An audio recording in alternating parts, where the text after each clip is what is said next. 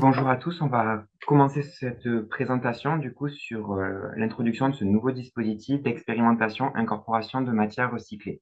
For non-French speaker, the presentation will be held in French, but you can download the presentation in English thanks to this QR code, and we are also going to share the link in the chat in order to have all the information. Pour commencer, quelques informations sur le déroulement de ce webinaire. Donc, cette présentation est enregistrée et un replay sera disponible sur notre chaîne YouTube d'ici quelques jours. Nous vous ferons parvenir le lien pour que vous puissiez retrouver et revisionner les passages qui vous intéressent. Nous allons commencer par 45 minutes de présentation où nous allons vous introduire ce nouveau dispositif et s'en suivront 15 minutes de questions-réponses. Vous pouvez poser vos questions dans l'espace dédié tout au long de la présentation. Nous commencerons à y répondre par écrit durant la présentation et nous répondrons aux autres questions à l'oral à la fin de la présentation. Nous vous ferons également parvenir à l'issue de la présentation un formulaire pour nous transmettre vos questions si vous en avez qui vous viennent après coup. Et enfin, nous vous ferons également parvenir le support de présentation pour que vous puissiez retrouver toutes les informations. Tout au long de ce webinaire, nous vous demandons de respecter le droit à la concurrence, c'est-à-dire dans les différentes questions que vous pouvez poser, de ne pas partager d'informations relatives à vos prix d'achat, vos capacités de production ou toute autre information potentiellement sensible sur vos activités. Tout au long de cette intervention, je serai accompagné de Sophie Cornoux, responsable valorisation, de Clotilde Monzo et moi-même, Antoine Dedieu. Il y a également Lucille Costet et Louis Boquen qui sont présents avec nous pour pouvoir répondre à vos questions par écrit durant la présentation. Maintenant, je vais vous présenter l'ordre du jour. Donc, nous allons commencer par une introduction pour vous rappeler qui est ReFashion et quelles sont nos missions et du coup, comment ce nouveau dispositif s'intègre dans nos missions. Nous rappellerons également les dispositifs existants de soutien à l'innovation et nous présenterons comment ce nouveau dispositif se positionne par rapport à eux. On présentera ensuite les différents aspects de ce nouveau dispositif d'expérimentation incorporation de matières recyclées. Nous présenterons enfin les modalités de candidature et de sélection des projets et nous conclurons du coup par le temps de questions-réponses. Je laisse la parole à Clotilde, qui va vous commencer par vous présenter ReFashion. Merci Antoine. J'enchaîne, avant de rentrer dans le vif du sujet, un petit rappel ou une nouveauté pour les personnes qui ne nous connaîtraient pas encore. Donc l'introduction sur qui est ReFashion. Donc ReFashion, c'est quoi? ReFashion, c'est l'éco-organisme de la filière textile et chaussures. On a été créé en 2008 en réponse à la loi responsabilité élargie du producteur, spécifiquement sur le secteur textile d'habillement, linge de maison et chaussures, qu'on abrège souvent en TLC. Merci Antoine. Donc ReFashion, c'est une société qui a but non lucratif. On est agréé par les pouvoirs publics français. On a 30 associés issus des metteurs en marché, donc des marques textiles d'habillement, linge de maison et chaussures qui nous représentent en fonction du poids de la mise en marché de notre filière. Et dernier point important, on est intégralement financé par ce qu'on appelle les metteurs en marché. Donc ce sont les marques, les distributeurs, les fabricants de produits textiles et chaussures. Et ce financement-là, on appelle ça des éco-contributions. Donc, la mission de ReFashion, c'est d'être en charge de la prévention et de la gestion de la fin de vie des produits textiles et chaussures qui sont mis sur le marché à destination des particuliers sur le territoire français. Et donc, pour réussir cette mission, on opère via des opérations de prévention, de réparation, de réemploi, de collecte, de tri, de réutilisation et de recyclage. Donc maintenant que vous avez une grosse overview sur qui est ReFashion et notre mission, on va vous présenter rapidement notre écosystème, donc les différentes parties prenantes avec qui nous échangeons quasiment tous les jours. Donc on retrouve, je l'ai dit juste avant, les metteurs en marché de produits textiles et chaussures qui nous versent l'éco-contribution. En échange, on va venir les encourager à éco-concevoir leurs produits. On peut aussi leur reverser une éco-modulation. On interagit avec les pouvoirs publics qui nous donnent notre agrément en tant qu'éco-organisme. Et on retrouve aussi tout un réseau varié d'acteurs pour faciliter la co-construction de solutions dans notre écosystème. Donc, par exemple, ici, les réparateurs. Donc, on pense notamment au bonus réparation qui a été lancé il y a à peu près 1 an. On sensibilise aussi directement les citoyens français. Merci, tu peux avancer un peu plus en temps. Et on retrouve aussi, de la même façon que les réparateurs, différents acteurs, là ici plutôt côté de l'aval, les acteurs de l'ESS, des acteurs du réemploi, les détenteurs de points d'apport volontaires. Merci. Les opérateurs de tri que nous soutenons financièrement, les collectivités locales qui font de la sensibilisation auprès des citoyens également. Ouais, petit écho, désolé pour ça. Et le dernier point, bon, c'est pas grave, c'était les porteurs de projets R&D que nous soutenons, comme c'est le cas aussi, via des dispositifs pour promouvoir la recherche et le développement. Maintenant, je vais passer sur des slides sur les chiffres Refashion. Donc ça, ce sont des chiffres qui sont issus de notre rapport d'activité qui date de 2023. Ce sont les derniers chiffres que nous avons. Donc, concernant la mise en marché, la quantité de produits textiles et chaussures qui a été mise en marché sur le territoire français en 2023, on est à 803 000 tonnes de vêtements, linge de maison et chaussures, avec une majorité de vêtements. Concernant la collecte, on est à 268 000 tonnes, la majorité est collectée via des conteneurs. Et on voit qu'il y a une différence entre la mise en marché et la collecte. Comment on peut expliquer une si grande différence au niveau des tonnages? Explication en 4 points, parce qu'une partie de cette mise en marché, elle n'est pas mise directement dans des points de collecte au bout de moins d'1 année. Une partie, heureusement, reste stockée dans les placards des citoyens français. Une partie aussi est réemployée directement sans passer via les circuits Refashion. Il y a aussi une partie, malheureusement, qui est jetée par les citoyens dans les ordures ménagères, donc on ne peut pas capter ce gisement-là. Et une partie est aussi collectée par des opérateurs qui ne sont pas conventionnés avec Refashion, donc on n'a pas la traçabilité de ces déchets-là. Et donc, une fois qu'on a collecté nos produits textiles et chaussures, on vient les trier et les régénérer. Là, ici, on a 188 000 tonnes. La majorité est triée en France. Et pourquoi on a encore une différence entre la partie qui est collectée et la partie triée et régénérée?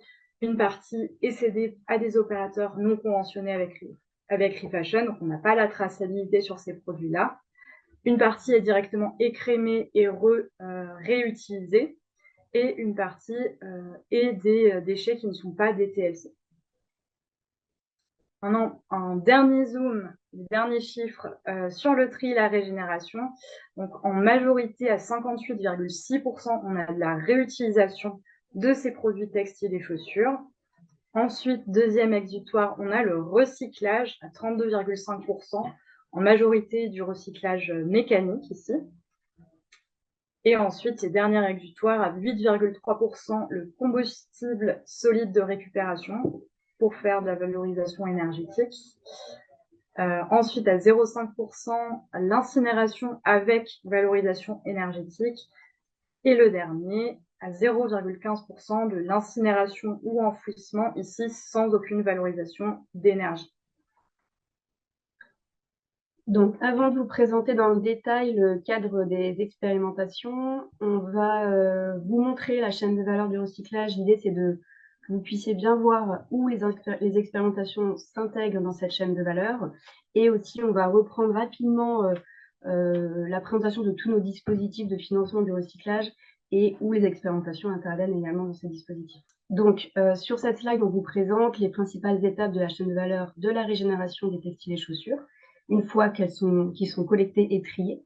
Donc, ce sont les opérateurs de tri qui vont faire cette action de dire, OK, cette fraction du gisement, elle est réutilisable et donc elle va être orientée vers les marchés de la seconde main. Cette fraction du gisement n'est pas réutilisable, elle va donc être orientée en priorité vers le recyclage. Donc, une fois que ce gisement non réutilisable est identifié, il va pouvoir subir plusieurs étapes de surtri ou de préparation matière.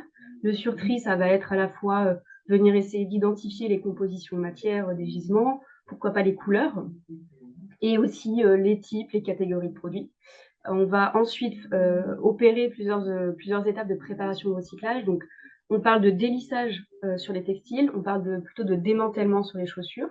L'idée ici, c'est de venir, sur les textiles en tout cas, retirer tous les éléments qui vont perturber le recyclage. Ça peut être des boutons, des fermetures éclairs, les surépaisseurs, les étiquettes aussi viennent perturber le recyclage. Sur la chaussure, l'idée, c'est de venir séparer les différents composants de la chaussure. Et donc, on va obtenir, que ce soit du textile ou de la chaussure, une matière qui est préparée et qui va pouvoir être orientée vers le recyclage. Cette matière préparée peut être recyclée de plusieurs façons. Il y a 3 grandes voies de recyclage aujourd'hui. On a le recyclage mécanique.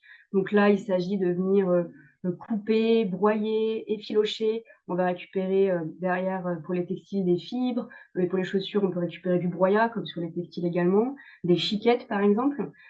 Et donc, on va recréer un produit à partir de ça. Le recyclage mécanique, c'est en fait un procédé qui va venir par voie chimique, qui va venir travailler les fibres.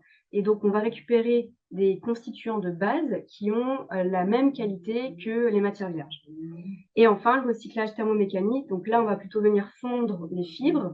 On va pouvoir derrière faire de l'extrusion, par exemple, ou de l'injection. En général, on récupère un granulé de matière. C'est aussi souvent des granulés qu'on récupère après le recyclage chimique, ça dépend, ça peut être différents formats. Et c'est plus adapté, ces deux types de recyclage, chimique et thermomécanique, aux fibres synthétiques ou aux fibres artificielles. Donc après ces procédés, on va récupérer une matière qui est prête, qui est une matière recyclée, et qu'on va pouvoir incorporer dans un nouveau produit. Un produit qui va être utilisé ensuite par différents types d'industries. Ça peut être la filature, ça peut être le bâtiment, la plasturgie, ça peut être l'automobile, et il y en a plein d'autres. C'est ce qu'on appelle, quand on exclut la filature, c'est ce qu'on appelle la boucle ouverte. On va vous expliquer ça un petit peu plus en détail derrière. L'objectif des expérimentations incorporation matière recyclée, c'est bien d'incorporer cette matière recyclée dans un produit. Par contre, le cadre et le périmètre des expérimentations, on y reviendra aussi plus en détail, inclut les étapes en amont. C'est important d'inclure le surtri, la préparation, le recyclage en vue de cette réincorporation. Et en fonction des projets, on va venir intervenir sur ces différentes étapes. Ici, on vous présente les principaux dispositifs que Refashion a développés pour accélérer l'industrialisation du recyclage. Et on les a fait figurer sur toute cette chaîne de valeur pour que vous puissiez un petit peu vous projeter. On a déjà 2 grands types d'outils. On a des études R&D qu'on mène et on a une plateforme Recycle de Refashion. Les études R&D, l'idée c'est de venir mener des études sur le terrain pour récupérer de la donnée objective qui va nous permettre ensuite de construire nos axes stratégiques. Par exemple, on a mené une étude qui s'appelle la caractérisation du gisement dans les centres de tri. C'est de venir comprendre concrètement quelles sont les matières principales ou toutes les matières qui sont traitées dans le gisement, quelles sont les couleurs, quels sont les types de produits, quels vont être les débouchés. On a aussi publié une étude sur la veille de toutes les technologies de tri et de délissage qui existent en Europe. Ces 2 études vont être mises à jour l'année prochaine, en 2025, avec tout un update. Donc, on vous diffusera l'information dès que ce sera disponible. On a aussi créé, il y a plus de 2 ans maintenant, une bibliothèque des matières textiles qui nous permet en fait de venir alimenter les outils de reconnaissance matière. Voilà, et il y a d'autres. Et cette bibliothèque va être aussi mise à jour sur les textiles et va être créée également sur les chaussures en 2025. On aura pas mal d'actualités à vous communiquer l'année prochaine. Et le deuxième outil qui est hyper important sur l'aval de la filière, c'est qu'on pilote aujourd'hui une plateforme digitale qui s'appelle la plateforme Recycle de Refashion. C'est plus de 400 membres aujourd'hui et c'est un véritable accélérateur d'engagement des acteurs dans l'industrie. On mène donc des expérimentations. Donc, depuis presque maintenant 3 ans, on mène des expérimentations préparation matière et recyclage, donc à destination des opérateurs de tri, des préparateurs de matière et de recycleurs. L'idée ici, c'est de venir mettre au point et déployer des solutions de préparation matière et de recyclage dans la filière. Et les expérimentations incorporation matière recyclée, c'est en quelque sorte la suite, comme on l'a vu sur la chaîne de valeur, des expérimentations préparation matière et recyclage. On a 2 gros partenariats R&D à vous exposer. Le premier, c'est le CETIA. C'est un partenariat sur 3 ans. Refashion finance à hauteur de 900 000 euros le CETIA, qui est une plateforme qui vient développer des pilotes semi-industriels, industriels, ça va dépendre des projets, à terme, sur l'automatisation du tri, de la séparation matière, et à la fois sur les textiles et sur les chaussures. ReHubs, c'est un partenariat européen qui émane de l'organisation Euratex. Et ReHubs, l'objectif, c'est de venir construire des hubs européens de recyclage. Et donc, on travaille conjointement avec eux depuis maintenant 1 an. Et enfin, le dernier gros dispositif, ce sont nos appels à projets.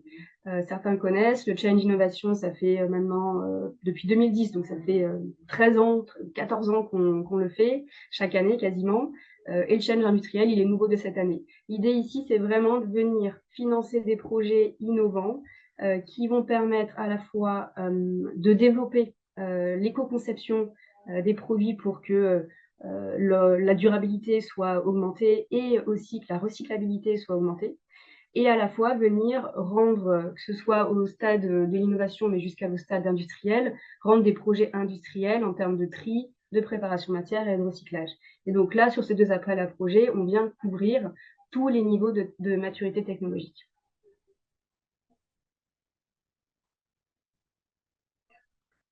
Nous allons maintenant pouvoir continuer en rentrant un peu plus dans le détail de ce nouveau dispositif d'expérimentation incorporation de matières recyclées. Donc l'objectif avec ce nouveau dispositif, c'est d'accélérer l'incorporation de matières recyclées dans de nouveaux produits, que ce soit des produits semi-finis ou finis, que ce soit du coup des produits dits en boucle ouverte, donc c'est-à-dire tous les produits qui peuvent être créés à destination du marché de l'habillement ou du chaussant, donc que ce soit des fils, des vêtements finis ou des étoffes, ou des semelles ou des chaussures totalement finies, mais également des produits en boucle ouverte, c'est-à-dire tous les produits qui peuvent intégrer des matières qui sont présentes dans le gisement textiles et chaussures post-consommation et qui peuvent être intégrés dans des nouveaux produits de d'autres secteurs, que ce soit le secteur par exemple du bâtiment, de l'automobile ou de la plasturgie. En particulier pour les metteurs en marché de la filière du textile d'habillement et des chaussures, ces expérimentations ont pour but de vous encourager à obtenir la prime, donc l'écomodulation relative à l'incorporation de matières recyclées. C'est-à-dire que ces expérimentations doivent pouvoir vous aider à construire une chaîne de valeur pour pouvoir créer, concevoir des produits avec des nouveaux partenaires qui peuvent être éligibles à cette écomodulation et du coup que vous puissiez en bénéficier. Tout ça pour que, de notre côté, le but est de faire de la circularité des matières une réelle opportunité de marché, donc pour vous, les marques, les distributeurs, les industriels, parce qu'on sait qu'aujourd'hui, c'est plus une contrainte et on veut que ce ne soit plus le cas et que vous puissiez incorporer de la matière dans vos produits de manière beaucoup plus simple. Donc, ce dispositif s'adresse à qui?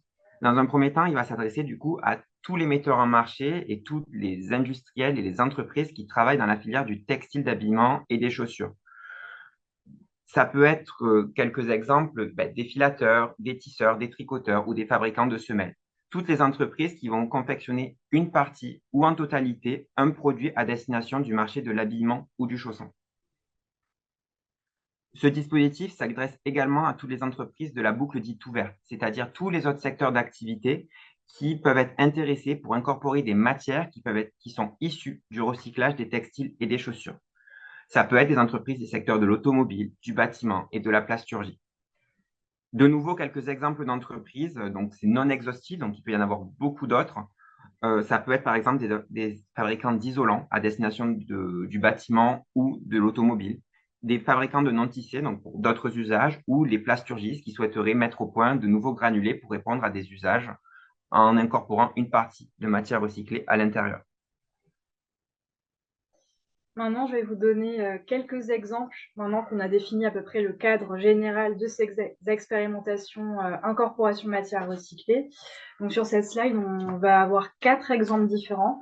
Premier exemple, ça va être, on part de zéro et on va mettre au point un produit. Là, en l'occurrence, c'est plutôt des produits qui sont semi-finis. Donc, le premier point, c'est la mise au point d'un filament, d'un fil. Pourquoi pas d'une étoffe si on veut aller un petit peu plus loin, ou encore en non tissé si on vise plutôt la boucle ouverte. On peut aussi, donc ça c'est plutôt une vision assez orientée textile, mais on n'oublie pas aussi les produits chaussures. On peut mettre au point une semelle, une matière qu'on pourrait utiliser dans la tige de nos chaussures ou n'importe quel autre type de composant qu'on pourrait retrouver dans une chaussure. Deuxième exemple, là on peut avoir une fabrication, c'est quelque chose, on va dire un projet un petit peu plus costaud, où on va directement penser au produit fini, un produit fini de la boucle fermée, donc on vient refabriquer un textile, on vient refabriquer une chaussure, ou alors un produit en boucle ouverte. Donc là, c'est les exemples qu'a cité Antoine juste avant. Par exemple, un non tissé qui pourrait être utilisé à destination d'un produit, enfin un produit d'isolation pour le bâtiment. Troisième exemple, on a un produit qui existe déjà, mais on veut venir changer la matière. On veut venir substituer une matière de sa composition, donc une matière d'origine vierge, par une matière qui serait recyclée. Et quatrième exemple, on a un produit qui incorpore déjà de la matière recyclée, mais sa chaîne de valeur, sa chaîne de production, elle n'est pas localisée en Europe. Donc, on va venir, grâce à cette expérimentation incorporation de matière recyclée, relocaliser la chaîne de valeur, la chaîne de production de ce produit qui incorpore de la matière recyclée en Europe pour qu'on puisse incorporer du TLC français. Je vais préciser maintenant un petit peu plus les exemples, donc avec d'un côté la boucle fermée, d'un autre côté un autre exemple avec la boucle ouverte. Donc on va commencer par la boucle fermée. Donc comment ça se passe concrètement une expérimentation? On part de votre cahier des charges et ensuite là cet exemple c'est pour si, imaginons, on veut réaliser un fil recyclé à destination d'un metteur en marché. Donc pour faire, j'en sais rien, un pull, un t-shirt, un jean. Donc, on va venir partir de la matière première qu'on vient acheter. Ça, c'est bien dans nos financements. Matière recyclée post-consommateur issue des TLC français. Je peux afficher toutes les étapes. Ouais. Ensuite, on va venir faire des essais de filature. Donc, d'un point de vue R&D, on va commencer avec des petites quantités. On va ensuite venir faire des contrôles qualité pour vérifier que notre fil est bien conforme à notre cahier des charges client. Et éventuellement, on peut venir faire des essais de tissage, de tricotage pour être sûr que l'incorporation en boucle fermée se passe bien derrière. Et ensuite, on peut finaliser cette expérimentation par des tests de performance sur produits finis. Toutes ces étapes-là, on voit qu'il y a la flèche jaune, elles sont bien prises en compte dans le financement dans le cadre de cette expérimentation. Ça, c'est l'exemple boucle fermée. Maintenant, l'exemple en boucle ouverte. Donc là, ici, on a pris l'exemple d'un feutre recyclé qui peut être commandé par un industriel du bâtiment. Donc, de la même façon qu'en boucle fermée, on vient acheter la matière recyclée post-conso issue du gisement, d'un gisement français. Ensuite, là, on est plutôt dans un cas où on va venir faire du non-tissé, on va venir faire des essais de thermoliage, d'aiguilletage, pareil, contrôle qualité. Et toutes ces étapes-là vont être financées par eFashion dans le cadre de cette expérimentation. Pour continuer, on va du coup maintenant vous présenter les modalités de candidature et de sélection des projets. Donc, dans un premier temps, quels sont les critères d'éligibilité d'un projet dans le cadre de ces expérimentations? Le premier critère est que ces expérimentations doivent porter sur la réincorporation de matières issues du recyclage des textiles, linge de maison et chaussures post-consommation collectés en France. Du coup, ça exclut tous les projets portant sur de la réincorporation de matières issues de la valorisation de chutes de production, de vêtements professionnels ou d'équipements de protection ou de gisements collectés à l'étranger. Pour autant, les gisements peuvent provenir soit de votre propre collecte, soit des opérateurs de collecte ou de tri conventionnés par eFashion. Le deuxième critère est que les projets doivent clairement identifier la nature et les volumes de textiles ou chaussures qui seront valorisés dans le cadre de ces expérimentations. C'est-à-dire que les projets doivent clairement identifier s'ils ont besoin en entrée d'un gisement de textiles, d'habillement, de linge de maison ou de chaussures avec leurs contraintes sur la matière. Est-ce que c'est plutôt des textiles majorité coton, majorité polyester, des chaussures avec des semelles en EVA? Et quelle est la quantité nécessaire pour produire la quantité de matière recyclée pour faire les tests et pour réaliser tous les tests à la fin sur le produit fini ou semi-fini? Il en va de même sur la matière recyclée qu'il est nécessaire pour réaliser les tests. C'est-à-dire que le porteur de projet doit clairement identifier quelle est la quantité de matière recyclée qu'il est nécessaire pour réaliser tous les tests pour pouvoir dire que cette expérience a été menée à bien.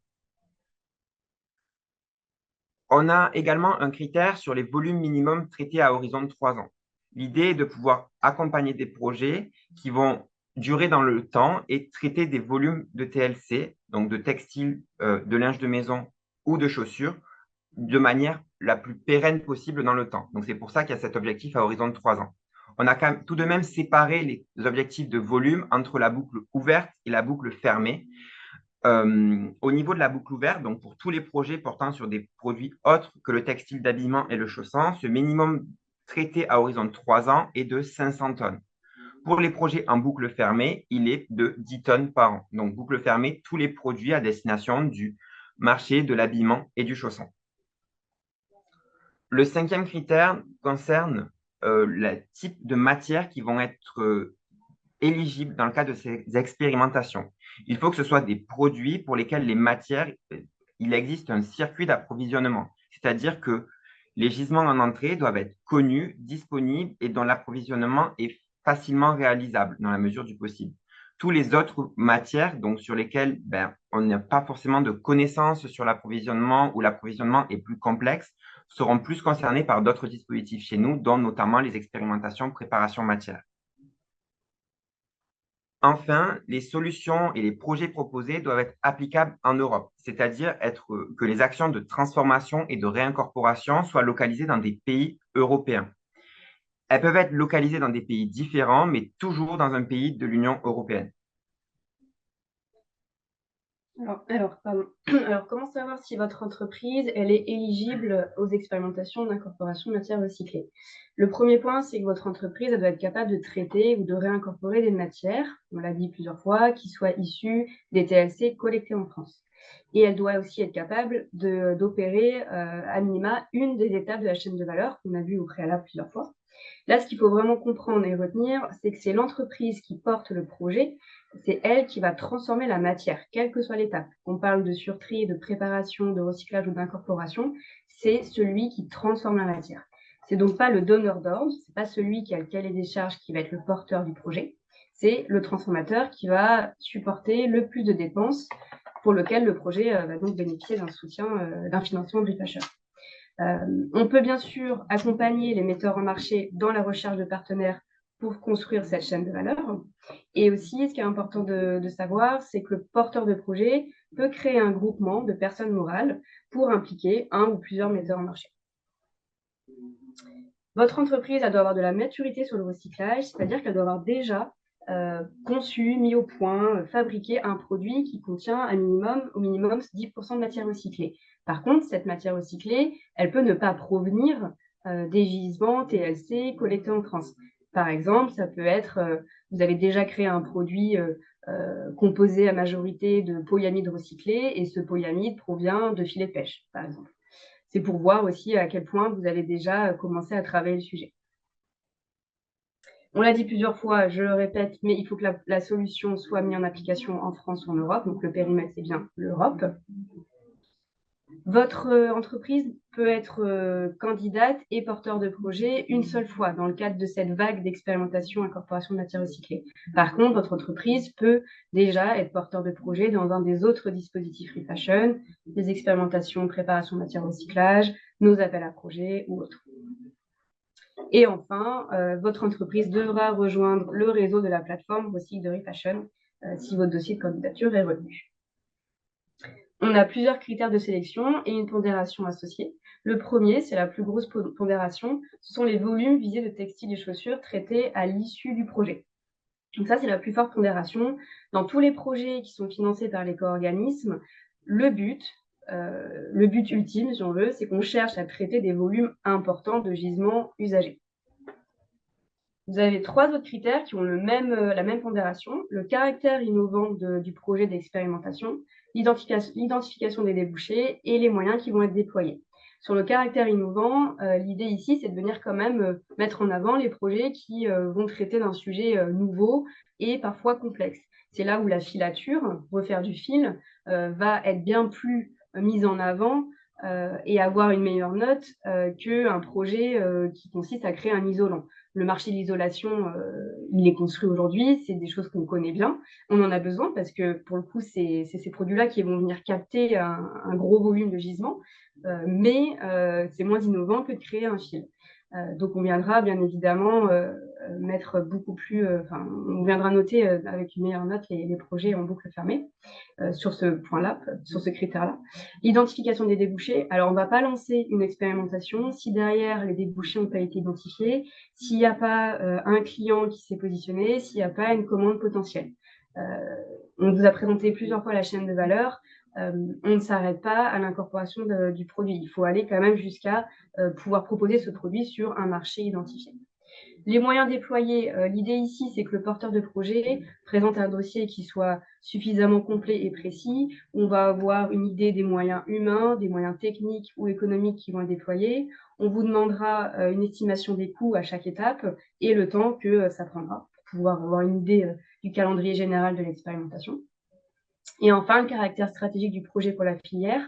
L'idée ici, c'est que sur une solution, une innovation qui est développée dans le cadre de l'expérimentation, il faut qu'il y ait un peu une utilité pour tous les acteurs de la filière, textile comme chaussures, que ces acteurs puissent bénéficier, on va dire, indirectement des bénéfices du projet qui sont générés. Concernant les financements et dépenses qui sont éligibles dans le cadre de ces expérimentations incorporation de matières recyclées, donc Refashion prend en charge 100% de l'intégralité des dépenses qui sont éligibles dans la limite de 150 000 € par expérimentation. Et je me permets aussi de dire à l'oral, si on se rend compte que certains devis ne correspondent pas au prix du marché, on se réserve le droit de venir renégocier certains devis. Maintenant, je vais donner quelques exemples sur des dépenses qui peuvent être éligibles dans ces expérimentations. Donc, ça reprend les exemples que j'ai énoncés avant, mais on va venir faire des essais d'incorporation en premier sur des petites quantités. On va venir couvrir l'achat des matières recyclées, les frais de préparation, de recyclage. Et ensuite, une fois qu'on aura fait ces premiers essais assez R&D, on va dire, on va passer à l'échelle parce qu'on sait qu'on peut avoir des surprises qu'on passe à l'échelle industrielle. Et on vient aussi couvrir les frais industriels, les tests de conformité, les frais de transport et dernier point d'exemple ici, les dépenses de personnel jusqu'à 10% de la totalité de l'enveloppe du projet. Maintenant, à l'inverse, qu'est-ce qui n'est pas éligible dans ces expérimentations incorporation de matières recyclées? On a les frais généraux, les frais de pays. Là, point important, les frais de collecte et de tri, si ce sont des opérations qui ne sont pas faites par des opérateurs conventionnés avec Refashion. Et bien évidemment, tous les frais qui ne sont pas liés directement à ce projet.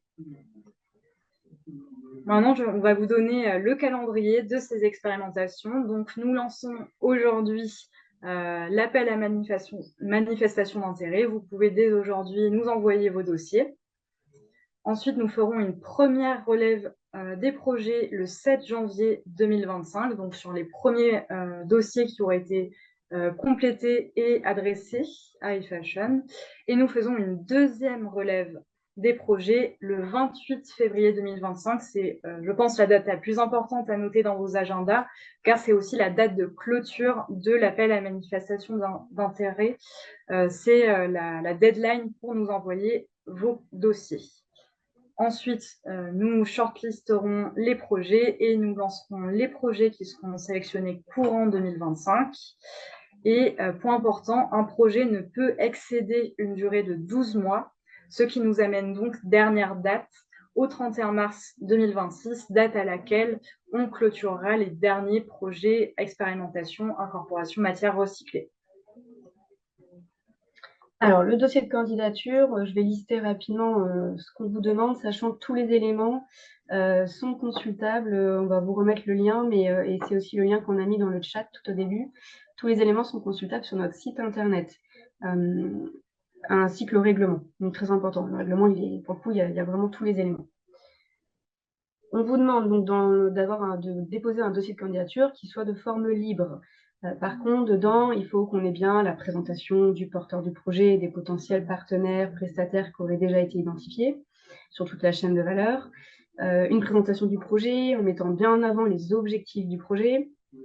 On va vous demander aussi de nous détailler un maximum le phasage du projet pour qu'il y ait un calendrier associé et qu'on ait un repère dans le temps. On vous demandera une preuve de fabrication du fameux produit que vous aurez déjà fabriqué, conçu, mis au point et contenant minimum 10% de matière recyclée. Ça peut être une fiche produit, une fiche de sécurité, ça peut être un label, ça peut être une maquette d'un produit. Voilà, c'est assez ouvert pour le coup. L'évaluation financière du projet qui est également téléchargeable sur le site internet, donc ça c'est un point important, c'est un document Word d'une page, c'est un tableau où on vous liste toutes les étapes qu'on imagine sur une expérimentation complète et en face on vous demande d'évaluer les coûts. C'est un fichier Word pour que vous puissiez justement le remplir et que ce soit plus facile pour nous en retraitement derrière. On vous demande vraiment de remplir ce fichier. Si vous avez d'autres éléments d'un point de vue moyen économique du projet, vous pouvez nous les faire suivre. Mais on veut au minimum cette évaluation financière qui soit complète. Le règlement, qu'on vous demande de lire, de dater et de signer. Le cahier des charges de l'incorporateur de la matière recyclée. Et enfin, si le porteur de projet souhaite créer un groupement de personnes morales, comme on disait tout à l'heure, c'est possible. L'idée, c'est d'avoir une liste détaillée de tous les membres et des représentants de chaque entité.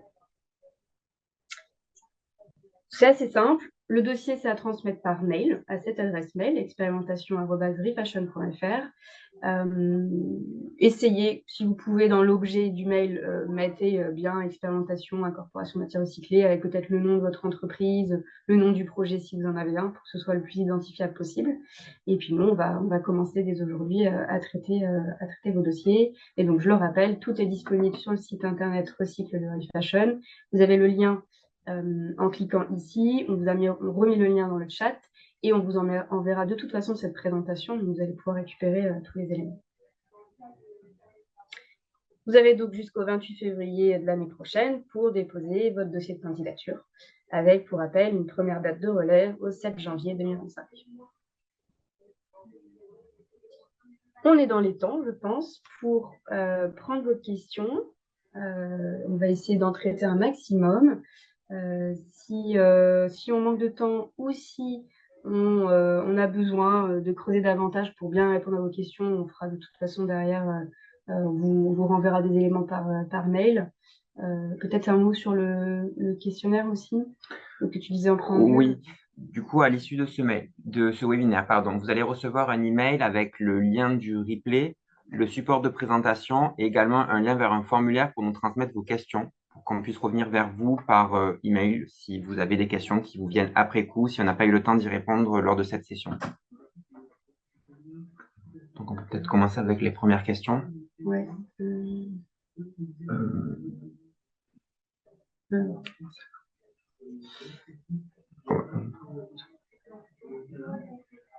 C'est que moi, je ne les vois pas. Le recyclage présente des limitations par des machines, dispersion des fibres larges, les matières, finitions qui perturbent le recyclage thermomécanique, voire chimique. Est-ce que le Refashion soutient les initiatives de développement de nouveaux procédés de recyclage? Oui, a priori. Finition qui perturbe le recyclage thermomécanique, voire chimique. Est-ce que Refashion soutient les initiatives de développement de nouveaux procédés?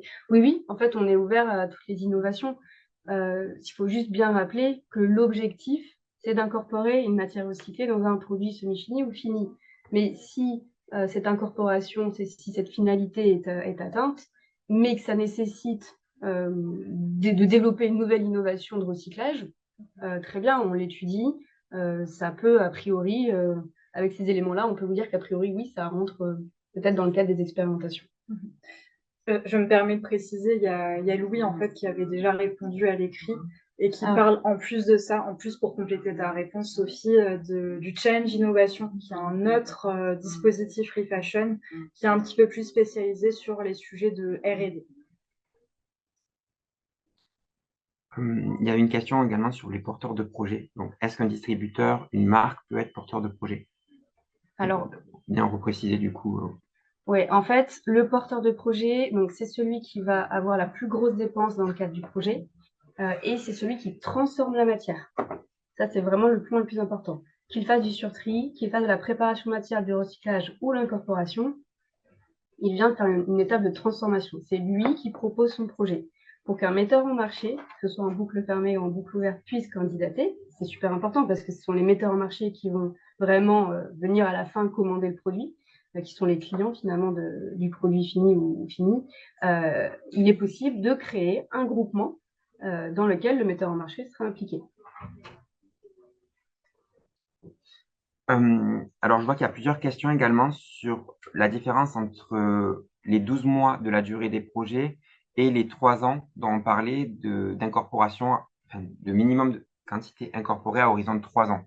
Alors, 12 mois, c'est pour la durée du projet en tant que tel, et les 3 ans correspondent à le développement du projet sur le plus long terme. C'est-à-dire que le projet, s'il fonctionne bien, s'il se déroule bien, à horizon de 3 ans, il doit pouvoir traiter en cumulé, bien sûr, sur les 3 ans, des volumes minimums.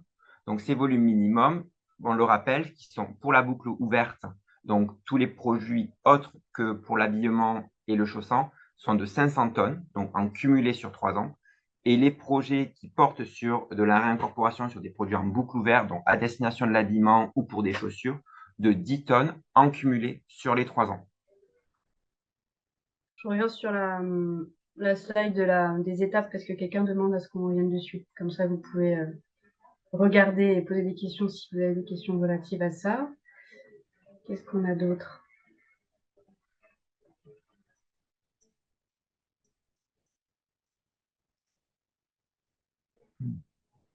Avez-vous des fonds illimités pour ces expérimentations ou un plafond peut-il être atteint, limitant de facto le nombre total de candidatures, toutes entreprises confondues? Donc, pour chaque expérimentation, on l'a bien dit, on pourra venir financer maximum à hauteur de 150 000 euros. On se réserve le droit, on le rappelle, d'étudier tous les devis que vous allez nous soumettre et si en fait il y a des prix qui sont complètement décorrélés avec ce qu'on connaît nous et ce qui est pratiqué sur le marché, on se réserve le droit de devoir revoir ce devis à la baisse. Ça ne répond pas pour autant à la question. On ne sait pas combien d'expérimentations aujourd'hui on va venir financer. C'est un peu une surprise. On attend de voir ce qui tombe.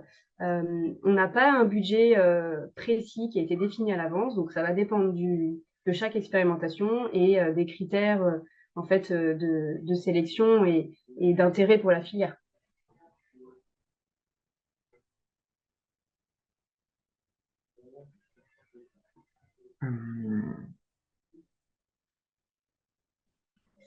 Remettre la slide sur les critères, on peut peut-être revenir dessus. Critères. Alors après, il y a différents types de critères.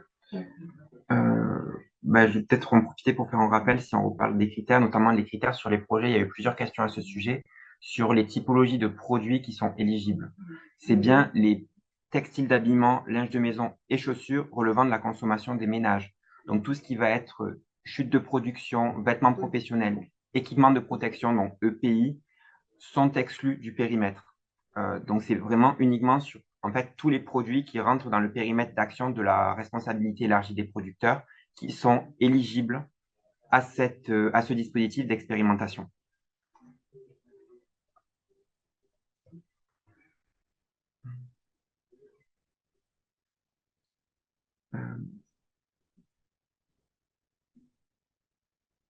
Dans le cadre d'un groupement, le porteur de projet reste le transformateur ou l'ensemble du groupement.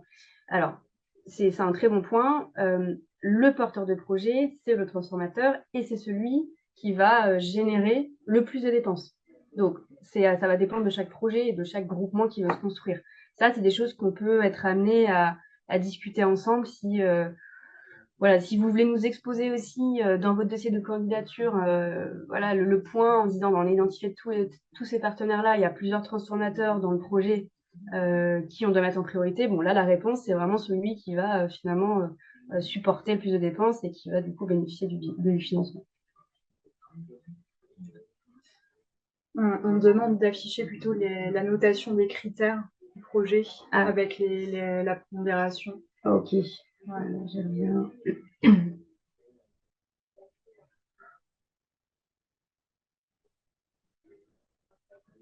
Ils sont ici. Ouais, c'est ça. Est-ce qu'il y a des questions précises là-dessus? Les moyens déployés avec estimation des coûts et temps, ça va dans le dossier de candidature être à la fois l'évaluation financière pour la partie coût, les moyens déployés d'un point de vue technique et temps, ça va être plus, et humain, du coup, ça va ensemble, ça va être plus là, pour le coup, la présentation de format plutôt libre de votre dossier, de votre projet. Essayez de nous présenter le plus possible qui est votre entreprise, qui sont les partenaires, quel est l'objectif. Et quand on dit objectif, c'est quoi les étapes de la chaîne de valeur, c'est quoi le produit fini, semi-fini que vous souhaitez atteindre. C'est surtout ça, et d'avoir vraiment une vision du calendrier sur 12 mois.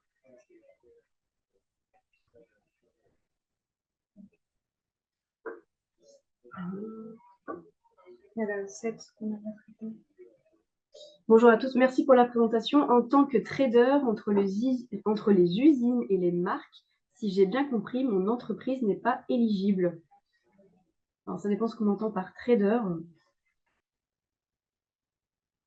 Ouais. Peut-être que la personne peut repréciser un petit peu ce qu'elle entend par trader. C'est un peu flou. C'est un peu flou pour nous. Après, si vous êtes trader et que vous transformez une matière, un gisement, pourquoi pas. Mais ouais, c'est un petit peu flou pour nous, le mot trader, faudra préciser. Et n'hésitez pas aussi dans le questionnaire du coup qu'on enverra à l'issue du webinaire d'exposer votre point un peu plus en détail. On y réfléchira et répondra avec plaisir. Est-ce qu'un filateur qui utiliserait des granulés de polyester recyclés, issus de TLC post-conso, peut être porteur de projet? Considère-t-on qu'il transforme la matière? Vu qu'il vient réincorporer la matière, pour moi, oui.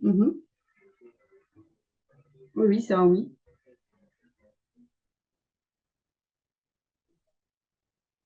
Un tisseur qui tisse du fil recyclé incorporant du post-consommeur peut-il porter le projet s'il paye toutes les dépenses associées, c'est-à-dire achat de matière, tri sur tri et filochage, filature?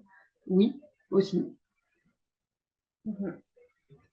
Là, le gisement, c'est du post-conso, qu'ils proviennent ou non, on l'a dit, de centres de tri conventionnels fashion.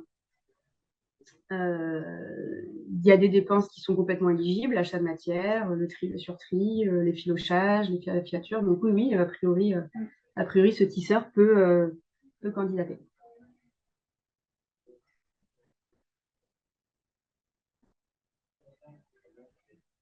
Le porteur de projet et le transformateur, alors que les critères sont pour faire un produit fini dont de la matière recyclée doit être incorporée. Or, le transformateur n'a pas de produit fini et répondra à la demande d'un metteur en marché. Je ne suis pas trop sûre de comprendre la question. Alors, en tant que tel, le porteur de projet, oui, doit être le transformateur parce que c'est lui qui va répondre, qui va avoir les actions techniques et réaliser l'incorporation. Bien évidemment, si on va jusqu'à la réalisation d'un produit fini, ce produit fini doit répondre à des exigences de quelqu'un qui va les mettre sur le marché derrière. Donc, bien évidemment, si c'est un transformateur qui porte le projet pour réaliser un produit fini, il devra être en partenariat ou réaliser un consortium pour porter le projet avec un metteur en marché qui lui aura transmis ses exigences sur son produit pour que le transformateur réalise un produit qui réponde à ce cahier des charges. Donc, si on va jusqu'au produit fini, il y a bien évidemment une entente qui doit être faite ou un partenariat entre un metteur en marché et le transformateur si le transformateur ne vend pas directement le produit. Ouais, disons que c'est un petit peu ce qu'on disait tout au début. On va venir financer toutes les étapes ou certaines étapes selon le projet, mais derrière, créer un produit, transformer une matière recyclée et l'incorporer dans un produit, si derrière, il n'y a pas de client, on n'ira pas sur le projet. En tout cas, il faut qu'il y ait un client, une commande qui soit identifiée, alors pas nécessairement ferme, mais si vous voulez, il faut au moins qu'il y ait une promesse derrière de commander le produit fini ou semi-fini.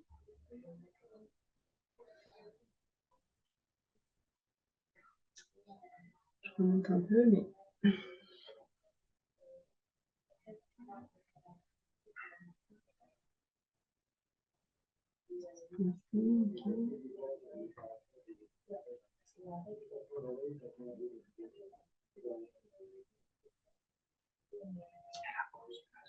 Ouais, à partir de la 11.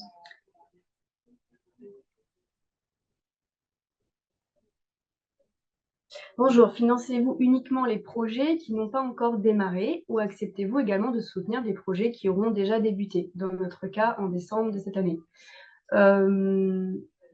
En fait, si un projet a déjà démarré et que la finalité c'est d'incorporer un produit mais qu'il n'a pas encore été jusqu'à cette étape et qu'il reste des étapes à approfondir d'un point de vue technique, voilà, et qu'elles sont bien identifiées, oui, a priori, on pourrait financer la suite des étapes qui n'ont pas encore été faites.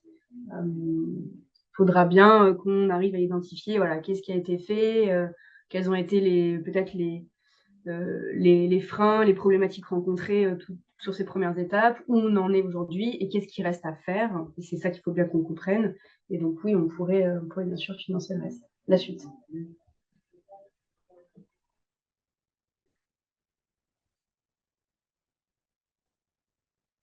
Ah, donc on a un peu plus d'explications sur le trading. En tant que trader, nous achetons des matières premières et ensuite nous les faisons transformer par des usines extérieures.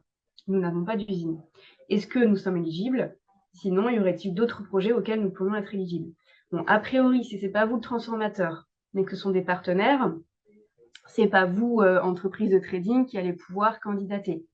Après, vous pourriez, si l'entreprise est en Europe, l'entreprise qui transforme, avec qui vous travaillez, si elle est en Europe, vous pourriez voir pour l'inciter à déposer un dossier. Et dans ce cas, ce serait par contre cette entreprise-là le porteur et donc celui qui touche le financement. Et est-ce qu'il y a d'autres projets auxquels nous pourrions être éligibles? On a nos appels à projets, donc ce n'est pas encore confirmé qu'ils sont lancés en 2025, mais si ça l'est, vous aurez les informations en début d'année. Ça pourrait être un projet éligible aux appels à projets, mais bon, à ce stade, c'est beaucoup trop tôt pour vous dire si on les lance ou pas, et donc si vous auriez d'autres possibilités. N'hésitez pas quand même, voilà, si l'entreprise, en effet, qui transforme le produit avec qui vous travaillez est prête à déposer un dossier, on est ouvert aussi à l'étude, hein, bien évidemment. Donc, je pense qu'il y a l'air d'avoir pas mal de questions, a priori, sur le périmètre produit. Bon, on va faire un rappel. Donc, comme disait Antoine tout à l'heure, les chutes de production, les invendus, bien sûr, puisqu'ils ne peuvent pas être détruits. Les stocks dormants Les aussi. stocks dormants. Ouais. Les vêtements professionnels. Les équipements de sécurité. Les équipements de sécurité, ça englobe tout ça. Ne sont pas éligibles. Donc, c'est les textiles d'habillement, le linge de maison, les chaussures provenant du citoyen. Et collectés en France. Et collectés en France, très important. La seule chose un peu où il y a plus de souplesse que dans le cadre de nos appels à projets, c'est que ce gisement peut être collecté par vos propres moyens. Et pas nécessairement via les 66 centres de tri qui sont conventionnés par les coordinations.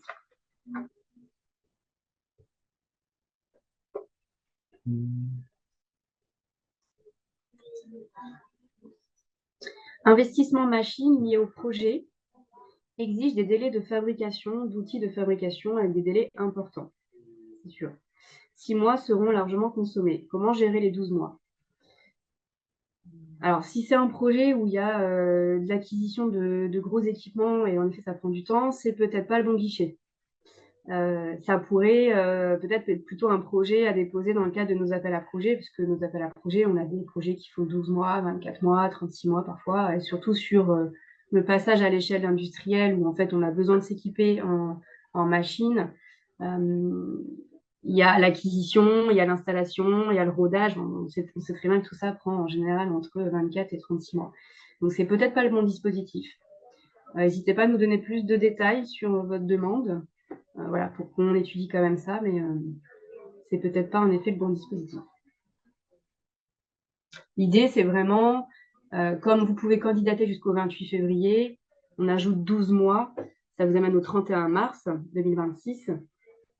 Ceux qui arrivent à déposer un projet très rapidement, là, courant novembre-décembre, on vous fait un retour en janvier. Bon, bah voilà, vous avez vraiment ces 12 mois et un chou de plus pour mener le projet d'expérimentation.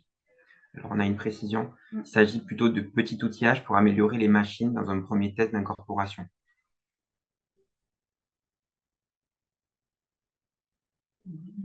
Bah, ça, il faudra voir un peu au cas par cas en fonction de vos délais, quoi.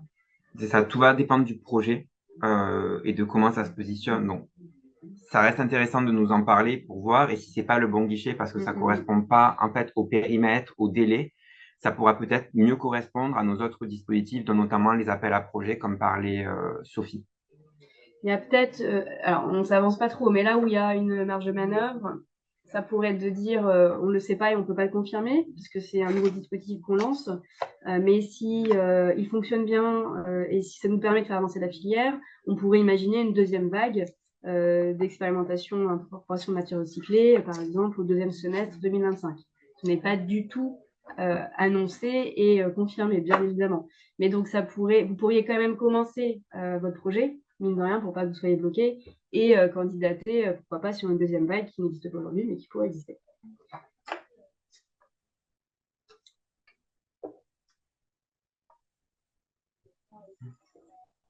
Question en anglais, je n'avais pas vu. Ah non, il y a eu des échanges sur cette question. On a répondu en anglais, mais on peut peut-être répondre aussi en français. Ouais, je crois que Louis était en train d'y répondre. Ouais. Ok. Du coup, c'est est-ce que tous les membres du projet doivent être des membres de ReFashion? Alors, pas nécessairement, puisque nous, ceux qui sont adhérents de ReFashion, ce sont les metteurs en marché et les marques, et comme on l'a dit, ils ne peuvent pas directement être porteurs de projet, il faut que ce soit plutôt l'incorporateur, alors bien sûr en partenariat avec des metteurs en marché, et pas nécessairement également des collecteurs ou trieurs de ReFashion, puisque le gisement peut provenir de votre propre collecte si vous en avez. Donc, vous ne devez pas nécessairement être adhérent ReFashion ou un opérateur de tri ou de collecte conventionné pour pouvoir déposer un projet. Toutes les entreprises qui peuvent réaliser une action d'incorporation dans un produit peuvent déposer un projet dans le cadre de ces expérimentations.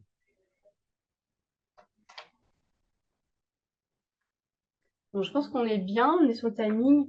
Ce qu'on vous envoie par mail, à la fois le replay, la présentation sous 48 heures, plus le questionnaire qui est un questionnaire avec une ou deux questions au format libre.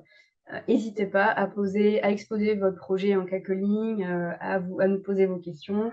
Voilà, on reviendra dessus, on fera ça dans les meilleurs délais, mais ça vous permet de vous exprimer avant peut-être de vous dire ok, je me lance sur mon dossier de candidature et je l'envoie par mail, parce que ça demande forcément un temps de préparation et on comprend ça. Donc n'hésitez pas à vraiment exposer vos problématiques dans ce questionnaire.